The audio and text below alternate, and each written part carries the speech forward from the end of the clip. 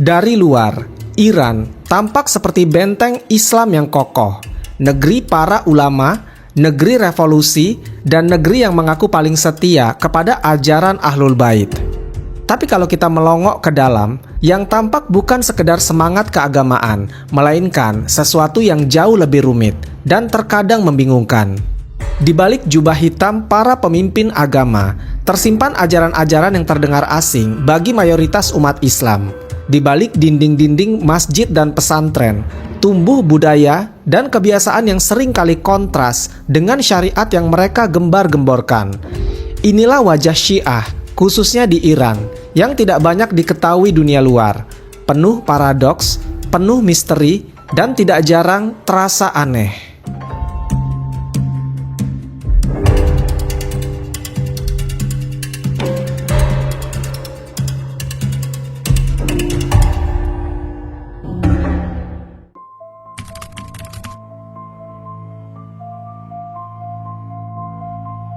Dibandingkan perdebatan teologis lain, tidak ada ajaran Syiah yang lebih sering menjadi sorotan umat Sunni selain nikah mut'ah. Praktik ini memungkinkan pria dan wanita untuk melakukan pernikahan berdurasi tertentu, bisa sejam, sehari, sebulan, dengan kesepakatan mahar, tanpa wali, tanpa saksi, dan tanpa warisan. Setelah waktunya habis, keduanya otomatis dianggap bercerai. Yang membuat praktik ini kontroversial adalah bagaimana ia dijalankan di lapangan, terutama di Iran, negeri yang menjadikan Syiah sebagai ideologi resmi. Dalam kacamata Sunni, nikah mut'ah dianggap telah diharamkan total oleh Nabi Muhammad SAW. Diriwayatkan bahwa mut'ah sempat diperbolehkan pada masa awal Islam karena kondisi perang dan keterbatasan. Tetapi kemudian secara tegas diharamkan selamanya oleh Rasulullah SAW dalam Haji Wada. Hal ini disepakati oleh mayoritas ulama Sunni dari 4 mazhab. Namun bagi Syiah Imamiyah, terutama yang dominan di Iran, larangan mut'ah dianggap tidak valid. Mereka percaya bahwa mut'ah tetap sah dan bahkan berpahala jika dilakukan sesuai dengan syarat-syarat fikih Syiah. Secara teori, mut'ah memang tampak seperti bentuk alternatif dari pernikahan yang sah, tapi praktiknya jauh dari kesan suci. Di Iran, nikah mut'ah menjadi fenomena sosial yang menyimpan ironi. Banyak perempuan muda, terutama dari kalangan miskin, yang menjadi istri sementara bagi pejabat, ulama, dan turis dari negara-negara Teluk. Di beberapa kota seperti Mashhad, mut'ah bahkan menjadi industri tersembunyi. Beberapa penginapan dan agen wisata memiliki daftar perempuan yang tersedia untuk mut'ah, lengkap dengan tarif, durasi, dan layanan yang bisa dinegosiasikan.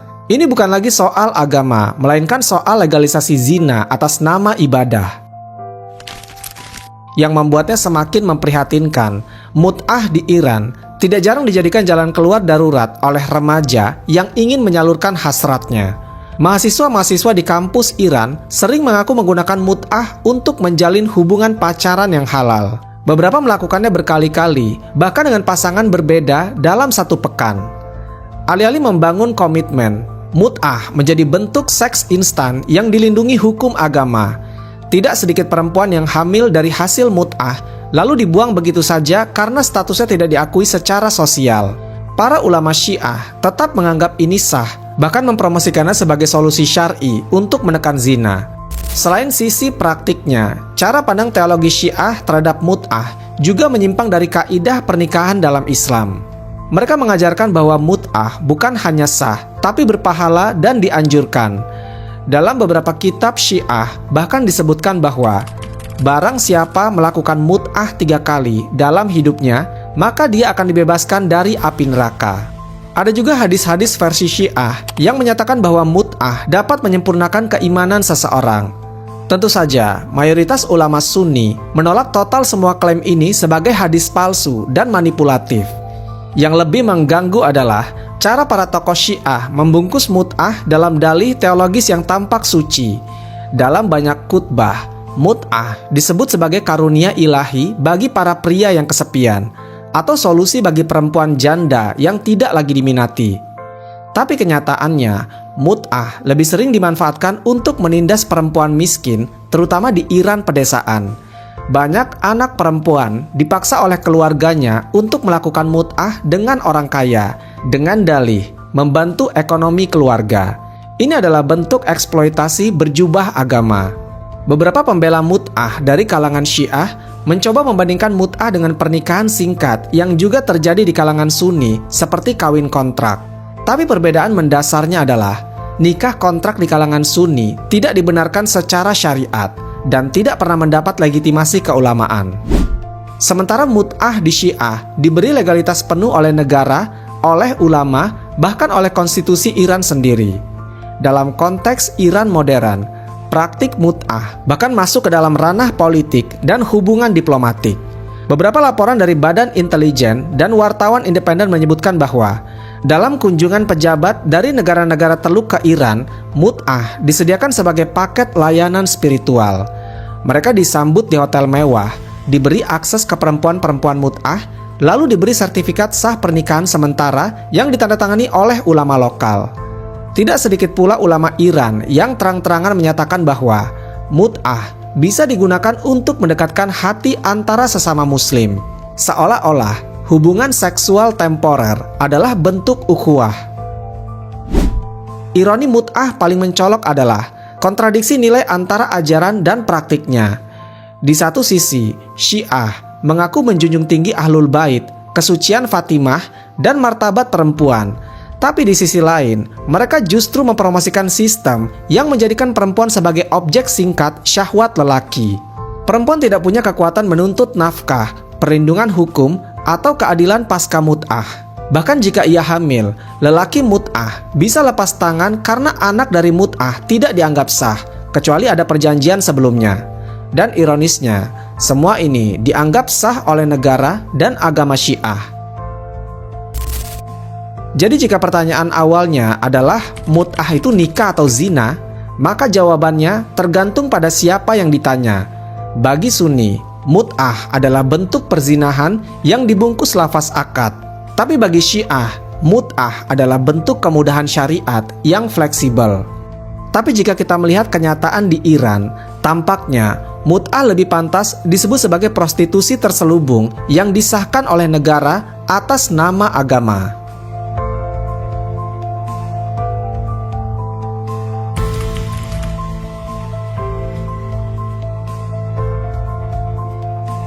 Setiap tanggal 10 Muharram, suasana di Iran berubah drastis. Jalanan kota dipenuhi iringan-iringan manusia berpakaian hitam pekat, membawa rantai, pisau kecil, bahkan pedang yang tumpul. Mereka bukan sedang pawai militer atau pertunjukan teater, melainkan sedang melakukan ritual keagamaan terbesar bagi orang-orang Syiah, yaitu peringatan Asyura. Hari itu bukan sekedar hari duka atas kematian cucu Nabi Muhammad SAW, yaitu Imam Husain di Karbala, tapi menjadi ajang penderitaan massal yang dijadikan simbol keimanan. Yang membuatnya janggal, ritual ini dijalani dengan cara-cara yang tidak ditemukan dalam tradisi Islam yang lain, yaitu memukul tubuh, melukai kepala, mencambuk punggung, dan membiarkan darah mengalir deras di tempat umum. Syiah mengajarkan bahwa Imam Husain adalah simbol kesucian dan keberanian yang melawan tirani Yazid bin Muawiyah. Tidak ada yang meragukan posisi penting tragedi Karbala dalam sejarah Islam, tapi Syiah menjadikannya lebih dari sekedar pelajaran sejarah. Mereka mengkultuskan Sayyidina Husain hingga seolah ia berada di atas Nabi SAW sendiri. Dalam beberapa riwayat Syiah ekstrim disebutkan bahwa bumi dan langit menangis karena kematian Husain, dan bahwa Imam Husain menanggung dosa umat Syiah, layaknya konsep penebusan dosa dalam Kristen. Disinilah akar penyimpangan mulai terlihat.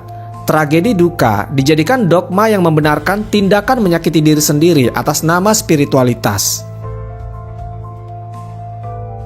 Ritual-ritual Asyura bukan hanya dilakukan secara teatrikal, tetapi dalam suasana emosi kolektif yang ekstrim. Orang-orang dewasa hingga anak-anak kecil berdiri berjejer sambil meneriakkan "Ya Husain" sembari menghantam dada mereka dengan keras. Sebagian lainnya menggunakan rantai yang diberi bilah besi untuk mencambuk punggung mereka sendiri.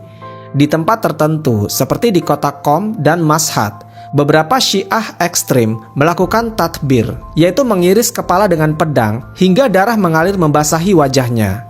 Darah itu dibiarkan mengucur sambil terus berteriak menyebut nama Hussein. Di beberapa desa, bahkan ada yang menyimpan darah Asyura untuk digunakan dalam ritual lain karena dianggap memiliki berkah spiritual. Yang mengherankan, praktik ini bukan hanya dibiarkan oleh pemerintah Iran, tetapi juga didukung secara resmi.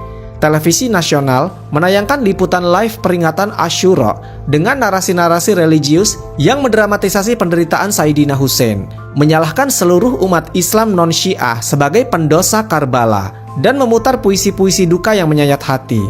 Pemerintah bahkan mengalokasikan anggaran untuk acara ini, mulai dari pembuatan replika kubur Hussein, penyediaan darah buatan, hingga membayar orator untuk membacakan kisah tragis secara dramatis di depan publik. Bagi banyak kalangan di luar Syiah, ritual berdarah ini tidak hanya aneh, tetapi juga menyimpang dari ajaran Islam yang mengharamkan menyakiti diri sendiri. Dalam Al-Quran, Allah Subhanahu wa Ta'ala berfirman bahwa manusia tidak boleh menjatuhkan diri dalam kebinasaan. Dalam hadis Nabi Muhammad SAW melarang keras meratap berlebihan atas kematian dan menyayat tubuh sendiri. Tapi dalam doktrin Syiah, hal itu justru disebut sebagai bentuk penyesalan suci atas tidak membela Hussein di masa lalu. Bahkan disebutkan bahwa tubuh yang berdarah karena Asyura akan diterangi cahaya pada hari kiamat. Ini adalah bentuk mistifikasi penderitaan yang membuat pengikutnya merasa bahwa rasa sakit adalah alat mendekat kepada Tuhan. Ironisnya, penderitaan yang ditampilkan dalam ritual Asyura hanya satu sisi dari wajah Syiah. Di sisi lain, para ulama dan pejabat Syiah tetap hidup nyaman, duduk di panggung tinggi sambil menyaksikan rakyat jelata mengiris tubuh mereka sendiri. Mereka tidak ikut berdarah, tapi mereka menyebar narasi bahwa siapa yang tidak ikut Asyura bukan Syiah sejati. Seolah-olah ibadah tidak lagi dinilai dari kedekatan kepada Allah Subhanahu wa Ta'ala, melainkan dari seberapa banyak darah yang keluar di depan umum. Asyura juga menjadi alat pembentukan identitas politik Syiah, bukan semata ritual keagamaan, dengan menyebarkan narasi bahwa Sunni adalah bagian dari kaum Yazid, dan bahwa Syiah adalah pewaris penderitaan Karbala. Dari sini muncul pemisahan emosional dan ideologis yang tajam. Di banyak sekolah di Iran, anak-anak diajari bahwa umat Islam lain telah mengkhianati Ahlul Bait, dan bahwa setiap tahun mereka harus menebusnya dengan duka dan darah. Ritual ini menciptakan semacam kesadaran kolektif bahwa mereka adalah korban abadi, dan bahwa dunia harus menanggung rasa bersalah atas tragedi Karbala. Narasi seperti ini menumbuhkan militansi dan kebencian yang terbungkus dalam istilah religius. Lebih jauh lagi, Asyura juga berubah menjadi komoditas budaya dan politik. Iran mengekspor ritual Asyura ke berbagai negara-negara seperti Libanon, Irak, Suriah, bahkan ke Afrika. Hizbullah di Libanon menjadikan Asyura sebagai momen untuk menguatkan militansi. Pemerintah Iran juga menggunakan Asyura untuk mengukuhkan loyalitas rakyat dengan mewajibkan kehadiran pegawai negara, tentara, dan siswa dalam pawai duka. Maka tidak heran jika bagi Iran, Asyura bukan sekedar peringatan spiritual, tetapi sebuah alat kontrol massa yang sangat efektif. Tapi di balik semua itu, terselip sebuah pertanyaan besar. Apakah kesedihan harus ditunjukkan dengan menyakiti diri dan mengorbankan tubuh? Apakah agama menuntut darah demi menebus dosa sejarah? Dalam Islam, duka dan zikir adalah bagian dari ibadah yang damai. Tapi dalam versi Syiah yang ekstrim, duka justru berubah menjadi pertunjukan darah yang menggambarkan agama sebagai ruang penderitaan permanen, bukan tempat penghiburan spiritual.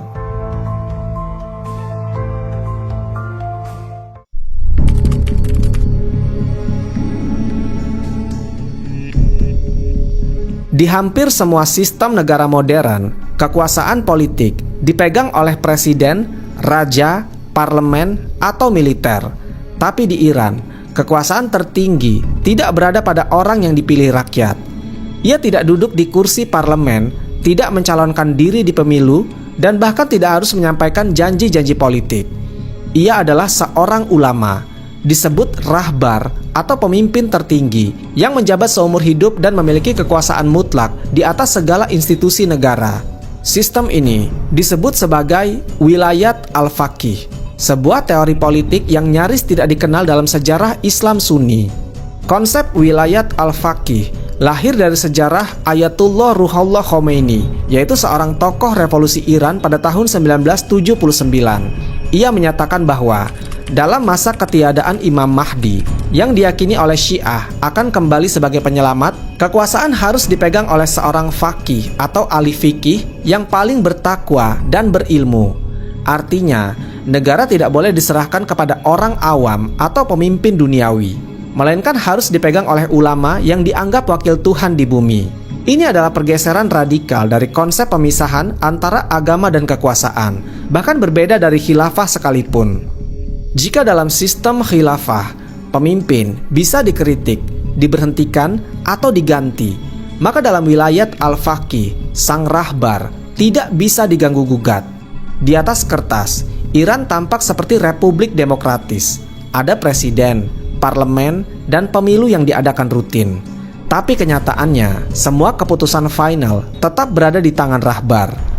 Presiden Iran bisa dipilih rakyat, tapi semua calon presiden harus disaring terlebih dahulu oleh Dewan Penjaga Konstitusi yang anggotanya dipilih oleh sang rahbar.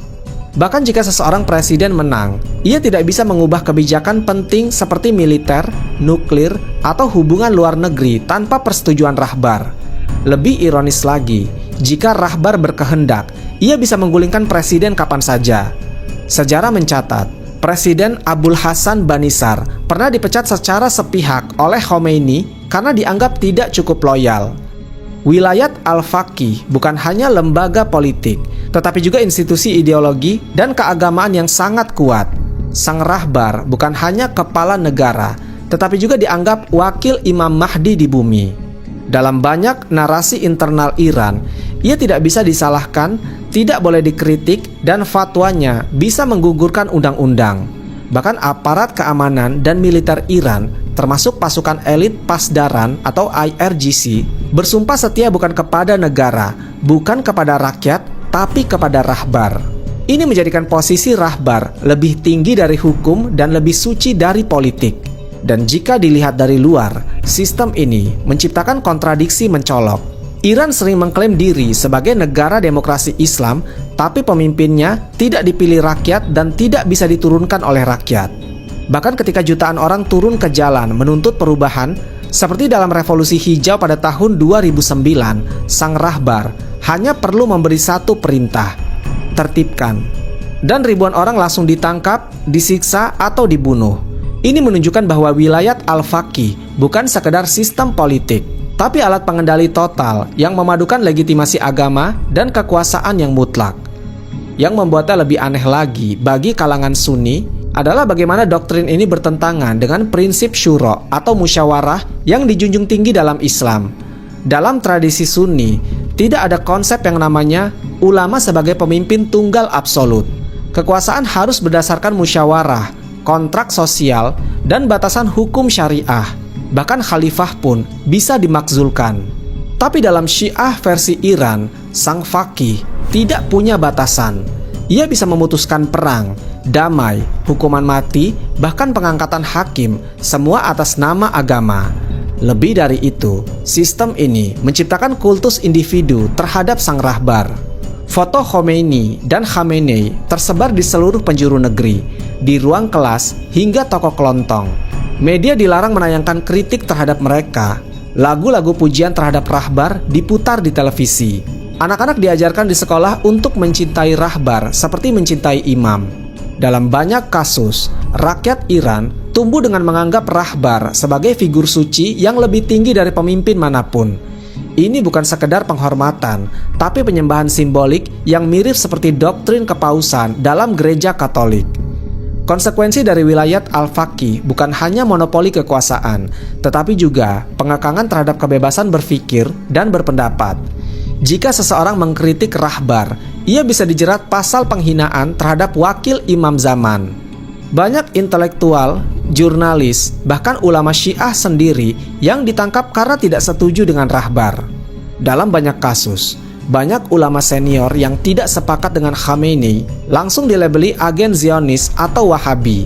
Ini membuat atmosfer ketakutan yang sangat kuat di kalangan cendekiawan Iran. Kritik bukan hanya dibungkam, tapi dianggap sebagai pengkhianatan terhadap Tuhan. Yang lebih ironis, sistem ini justru membuat ulama menjadi raja tanpa tahta. Mereka tidak pernah ikut dalam kampanye politik, tidak menjalani debat publik, tapi memiliki kekuasaan penuh atas kehidupan 80 juta rakyat. Mereka bisa menentukan harga pangan, arah kebijakan luar negeri, bahkan warna pakaian di televisi. Semua atas nama moralitas Islam. Tapi pada saat yang sama, korupsi, penyalahgunaan wewenang, dan kemewahan hidup para elit ulama sangat mencolok. Banyak keluarga pejabat tinggi ulama Iran yang hidup di luar negeri memiliki aset yang besar dan menikmati gaya hidup kapitalis yang bertolak belakang dengan narasi anti-barat yang mereka gaungkan di dalam negeri. Sementara itu, rakyat Iran semakin terhimpit. Ketika mereka menuntut pembaruan hukum, sang rahbar mengeluarkan fatwa. Ketika mereka memprotes ekonomi, jawabannya adalah pidato panjang tentang musuh asing. Dan ketika mereka memohon demokrasi, negara malah menghadiahkan lebih banyak polisi moral. Inilah wajah Iran di bawah wilayat Al-Faqih, yaitu sebuah teokrasi yang berpura-pura demokrasi dan sebuah negara agama yang menyamar sebagai republik.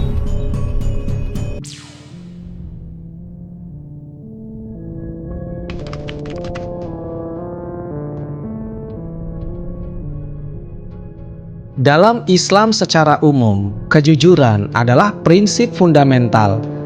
Al-Quran menegaskan bahwa kebenaran harus disampaikan walaupun pahit. Dan baginda Nabi SAW dikenal sebagai Al-Amin, yang artinya sang jujur terpercaya.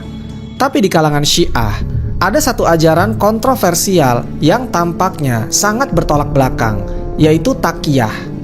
Secara sederhana, taqiyah berarti menyembunyikan keyakinan demi menjaga keselamatan diri. Tapi dalam praktik dan doktrin Syiah, ia berkembang menjadi alat pembenaran untuk berbohong atas nama agama. Secara historis, taqiyah muncul karena kaum Syiah pada awalnya adalah kelompok minoritas yang sering mengalami penindasan. Demi bertahan hidup, mereka diperbolehkan untuk menyembunyikan identitasnya, berpura-pura mengikuti ajaran mayoritas, bahkan berbohong dalam akidah jika keselamatan jiwa terancam. Di masa dinasti Umayyah atau Abbasiyah, banyak pengikut Syiah yang berpura-pura menjadi Sunni untuk menghindari eksekusi. Dari sinilah lahir konsep taqiyah sebagai bentuk perlindungan spiritual. Namun seiring waktu, taqiyah bukan lagi sekedar mekanisme bertahan. Ia menjadi bagian dari doktrin resmi yang justru digunakan bukan hanya dalam situasi darurat, tapi dalam strategi politik, diplomasi, bahkan dakwah. Dalam beberapa kitab Syiah disebutkan bahwa taqiyah adalah bagian dari agama dan siapa yang tidak bertaqiyah bukan bagian dari kami. Artinya berbohong untuk kepentingan mazhab dianggap sah dan bahkan dianjurkan. Ini adalah titik yang membuat umat Islam dari luar Syiah, khususnya Sunni, merasa curiga, bingung, bahkan terganggu. Contoh paling mencolok adalah ketika seorang ulama Syiah di forum internasional menyampaikan pernyataan yang sangat damai, mengutuk kekerasan, dan mengajak persatuan umat. Tapi di forum internal atau media Syiah tertutup, orang yang sama bisa menyampaikan pesan yang sangat berbeda, bahkan menyerang Sunni secara terang-terangan. Ini bukan karena ketidakkonsistenan pribadi, tapi karena ajaran taqiyah memperbolehkan satu wajah untuk publik dan wajah lain untuk internal. Bahkan tidak jarang, mereka mengeluarkan fatwa diam-diam untuk umat sendiri yang tidak pernah diketahui oleh khalayak luas. Lebih jauh lagi, taqiyah juga digunakan dalam strategi politik tingkat negara. Pemerintah Iran misalnya sering menampilkan wajah toleran dan kooperatif di panggung internasional, terutama dalam isu HAM, senjata nuklir, dan kebebasan beragama. Tapi di dalam negeri, penganiayaan terhadap minoritas Sunni, Bahai, atau bahkan Syiah yang tidak sejalan dengan ideologi negara berjalan secara sistematis. Kritik sering dibungkam, dan pelanggaran HAM dibenarkan sebagai bagian dari perlindungan revolusi Islam. Disinilah Taqiyah bukan lagi taktik bertahan hidup, tapi alat manipulasi kekuasaan. Umat Sunni sering melihat taqiyah sebagai bentuk pengkhianatan terhadap prinsip kejujuran Islam. Mereka mempertanyakan, bagaimana mungkin agama yang mengharamkan dusta justru memperbolehkan kebohongan dengan alasan strategi? Bahkan dalam kondisi perang pun, Islam hanya memperbolehkan tipu daya militer, bukan kebohongan dalam akidah. Tapi dalam Syiah, taqiyah tidak hanya diperbolehkan saat perang, melainkan juga saat berdakwah, berdiskusi, bahkan saat menikah. Banyak kasus mut'ah yang dilakukan oleh laki-laki Syiah kepada perempuan Sunni dengan cara berpura-pura menjadi Sunni. Ia menceraikan setelah selesai. Semua dibenarkan dalam kerangka taqiyah. Taqiyah juga mempengaruhi relasi antar umat Islam di Timur Tengah. Di banyak negara, Sunni dan Syiah terlihat hidup berdampingan, tapi selalu ada kecurigaan terselubung, yaitu apakah dia benar-benar jujur dalam keyakinannya atau sedang bertaqiyah? Kecurigaan ini merusak rasa saling percaya, apalagi di daerah konflik seperti Irak, Libanon, dan Suriah. Taqiyah sering digunakan sebagai alat kamuflase milisi. Banyak militan Syiah yang menyamar sebagai Sunni, masuk ke masjid-masjid Sunni, lalu melakukan infiltrasi atau bahkan serangan. Ini memperkuat stigma bahwa ajaran taqiyah telah digunakan sebagai strategi infiltrasi ideologis dan militer. Dan yang lebih aneh lagi adalah bagaimana ajaran taqiyah bisa memutarbalikkan logika moral. Dalam sebagian narasi Syiah yang ekstrim, berbohong demi melindungi imam atau mazhab dianggap lebih mulia daripada berkata jujur tapi membahayakan kelompok. Artinya, dalam dunia mereka, kebenaran bisa dikalahkan oleh kepentingan mazhab. Ini membuat sebagian orang menganggap Syiah sebagai mazhab yang berjalan di atas kebohongan yang terorganisir. Meskipun itu penilaian keras, tapi lahir dari realitas yang mereka amati sendiri. Dalam praktik sosial di Iran, efek taqiyah bahkan terasa dalam komunikasi sehari-hari. Rakyat Iran dikenal berwajah ganda dalam berbicara. Satu untuk publik, satu untuk keluarga, dan satu lagi untuk pemerintah. Mereka terbiasa menyembunyikan perasaan, keyakinan, bahkan kritik. Hal ini disebut dengan istilah lokal doruyi, yang secara harfiah berarti dua wajah. Ini bukan hanya karena tekanan politik, tetapi juga karena budaya yang dibentuk dari generasi ke generasi oleh ajaran seperti taqiyah. Akibatnya, budaya ketidakpercayaan tumbuh subur dan rakyat sendiri sulit mempercayai satu sama lain sepenuhnya. Di era modern, ketika dunia menuntut transparansi dan kejujuran, ajaran taqiyah justru membuat Syiah tampak penuh kabut. Mereka bisa berbicara manis soal perdamaian sambil menyimpan senjata ideologi di balik punggung. Mereka bisa menyebut Sunni sebagai saudara di forum internasional, tapi dalam teks-teks internal mereka, kata Sunni sering diiringi dengan label nawasib atau pembenci Ahlul Bait. Disinilah umat lain sering merasa tertipu, bukan karena perbedaan mazhab, tapi karena ada sesuatu yang tidak pernah disampaikan dengan jujur.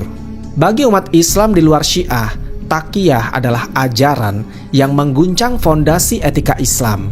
Ia memunculkan pertanyaan besar, apakah agama harus dijalani dengan wajah asli atau bisa dimodifikasi sesuai situasi? Apakah kebenaran bisa dikompromikan demi keamanan?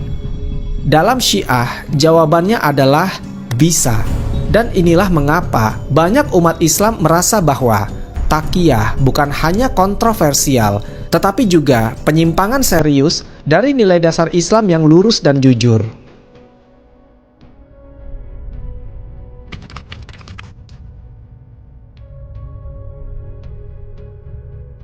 Iran sering menampilkan wajahnya sebagai benteng terakhir Islam revolusioner.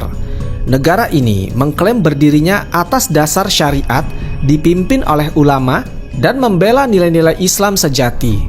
Tapi di balik tirai kebanggaan ideologis itu, tersembunyi kenyataan yang mengejutkan, yaitu budaya masyarakat Iran modern sangat paradoks, penuh keanehan, dan seringkali bertolak belakang dengan nilai yang mereka serukan ke dunia luar. Di satu sisi, negara ini melarang konser musik barat, tapi di sisi lain, masyarakatnya menjadi salah satu konsumen terbesar dari musik pop underground. Negara mengklaim memelihara moralitas Islam, tapi dalam praktiknya, fenomena sosial seperti pesta liar, operasi plastik ekstrim, hingga dualisme gaya hidup menjadi hal yang lumrah. Yang paling mencolok adalah fenomena sosial, yaitu hidup dua dunia. Di ruang publik, masyarakat Iran hidup dalam tekanan aturan syariat. Perempuan wajib mengenakan syador, laki-laki dilarang memakai pakaian barat yang dianggap ketat, dan pasangan tidak boleh menunjukkan kemesraan di depan umum. Tapi begitu malam tiba atau di balik dinding rumah, realitas berubah drastis. Di banyak kota besar seperti Teheran dan Isfahan, pesta-pesta alkohol ilegal, hubungan bebas, hingga pergaulan lintas gender berlangsung secara diam-diam namun masif.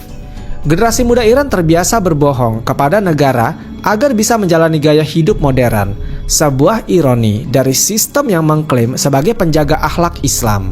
Salah satu fenomena yang paling aneh yang tumbuh subur di Iran adalah banyaknya operasi plastik, terutama di kalangan perempuan. Iran kini dikenal sebagai ibu kota operasi hidung dunia, mengalahkan negara-negara barat sekalipun. Banyak wanita Iran, bahkan remaja putri, berlomba-lomba memancungkan hidung mereka agar terlihat seperti artis barat. Ironisnya, bahkan setelah operasi selesai, mereka tetap mengenakan plester hidung selama berminggu-minggu. Bukan karena alasan medis, tapi karena itu dianggap sebagai simbol status sosial dan kecantikan. Fenomena ini memperlihatkan kontradiksi antara sistem negara yang menuntut kesederhanaan Islam dan masyarakat yang terobsesi dengan standar kecantikan modern. Lebih dalam lagi, Iran juga mempertahankan unsur-unsur tradisi kuno pra-Islam seperti Nauruz atau Tahun Baru Persia, Chahar Sanbesuri atau ritual api, dan Mehregan. Meskipun banyak ulama menentangnya sebagai peninggalan Zoroaster, pemerintah Iran tetap merayakannya karena dianggap bagian dari identitas nasional Persia. Ini menciptakan benturan antara Syiah yang mengaku pewaris Ahlul Bait dengan budaya lokal yang justru lebih tua dari Islam itu sendiri. Bahkan ada kalangan intelektual muda Iran yang secara terbuka menyatakan bahwa mereka lebih bangga menjadi pewaris budaya Persia daripada sebagai Muslim Syiah, meskipun mereka tetap menjalankan ritual Asyura setiap tahunnya. Inilah wajah Iran modern. Masyarakat yang memeluk dua identitas besar yang saling bertabrakan, namun dipaksa untuk hidup berdampingan. Budaya selebriti juga tidak kalah aneh. Di Iran, selebriti dan influencer yang liberal sering diburu dan dihukum, tapi juga sangat dicintai oleh publik. Akun Instagram para aktris Iran, meskipun diblokir di dalam negeri, tetap diakses jutaan orang lewat VPN. Pemerintah melarang YouTube, tapi tutorial make up dan vlog kehidupan malam di Teheran tetap viral. Bahkan beberapa aktris yang dilarang tampil di TV pemerintah justru menjadi simbol kebebasan perempuan Iran di dunia maya. Hal ini menunjukkan bahwa dunia digital Iran hidup di dimensi berbeda dari hukum yang tertulis di atas kertas. Di sisi spiritual, Iran juga menyimpan keunikan tersendiri.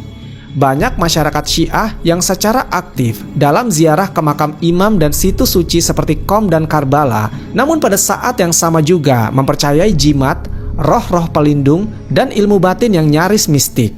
Kepercayaan terhadap kemunculan Imam Mahdi dari sumur goib masih sangat kuat. Bahkan ada masjid khusus yang dibangun di atas sumur tersebut. Di beberapa wilayah, masyarakat percaya bahwa doa di dekat sumur Mahdi jauh lebih mustajab daripada sholat berjamaah. Ini menunjukkan bahwa spiritualitas Syiah di Iran bukan sekedar rasional atau teologis, tapi sangat kental dengan unsur supernatural yang sulit dijelaskan dengan logika. Sementara itu, perempuan menjadi objek yang paling kompleks dalam realita ini. Mereka dibebani oleh simbol moral negara, yaitu wajah Islam Syiah, tapi pada saat yang sama menjadi korban dari patriarki terselubung. Mereka dituntut menutup aurat dengan sempurna, menjaga kesucian, dan patuh kepada suami. Tapi ketika terjadi kekerasan rumah tangga, hukum tidak banyak berpihak. Banyak kasus di mana perempuan dibunuh oleh ayah atau suaminya atas tuduhan mencemarkan nama keluarga, dan pelakunya hanya dihukum ringan. Ironisnya, media pemerintah tetap menayangkan drama tentang kesolehan perempuan seolah realita itu tidak pernah ada. Masyarakat Iran hidup dalam dilema abadi, yaitu di satu sisi mereka takut pada negara dan ulama, tapi di sisi yang lain mereka muak dengan kemunafikan yang terus dipertontonkan. Mereka belajar untuk hidup dalam lapisan-lapisan kepura-puraan, seperti bicara berbeda di rumah, berbeda di tempat kerja, dan berbeda di media sosial. Bahkan anak-anak pun sejak kecil belajar untuk berbohong demi bertahan. Semua ini menciptakan generasi yang tahu caranya berpura-pura Islami di luar, tapi liberal di dalam. Dalam sebuah kompleksitas ini, Iran tampil sebagai negara yang memproklamasikan revolusi Islam, tapi justru melahirkan masyarakat yang paling sekuler secara diam-diam. Di tengah perayaan duka Asyura, pesta Halloween tetap digelar diam-diam. Di balik jilbab panjang, operasi kecantikan berjalan agresif. Di tengah pidato tentang kesucian Syiah, bisnis mut'ah berkembang subur. Iran bukan hanya tanah kontradiksi, ia adalah panggung besar tempat Islam, nasionalisme, dan budaya Barat saling berebut ruang dalam diam maupun tenang. Bagaimana menurut kalian?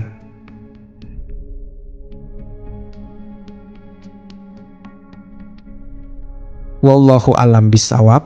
Semoga kisah ini bermanfaat. Lebih dan kurangnya mohon dimaafkan. Yang benar datangnya dari Allah Subhanahu wa taala, khilaf atau keliru itu datangnya dari saya pribadi sebagai manusia biasa. Sampai ketemu di kisah-kisah seru yang penuh makna selanjutnya. Saya akhiri. Wassalamualaikum warahmatullahi wabarakatuh.